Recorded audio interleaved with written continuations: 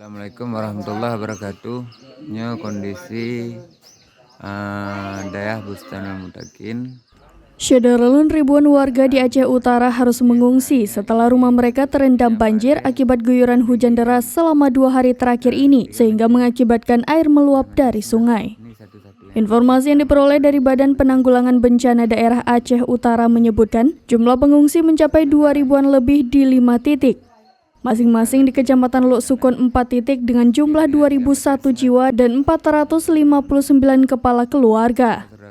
Kemudian di Desa Hagu, Kecamatan Samudra, jumlah pengungsi 420 jiwa dari 117 kepala keluarga. Mereka mengungsi ke menasahnya masing-masing. Sedangkan untuk kecamatan lain sampai sekarang dalam pendataan petugas BPBD Aceh Utara.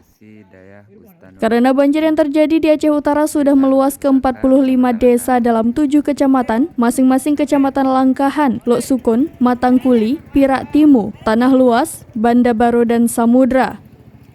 Masing-masing kecamatan Samudra 117 KK, kemudian di kecamatan Tanah Luas 342 KK dari 3 desa. Lalu, ada juga ratusan warga dari 14 kecamatan yang terdampak banjir. Selanjutnya, Kecamatan Lok Sukon, 6 desa yang terendam banjir.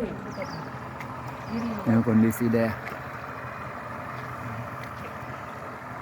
Nah, bilik santri. Ini rumah lum. Ini masalah.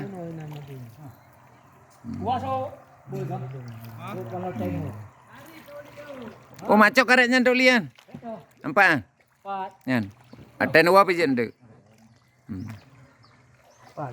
Yan. Karet dia moto. Assalamualaikum. Jadi ngapun? Pintu.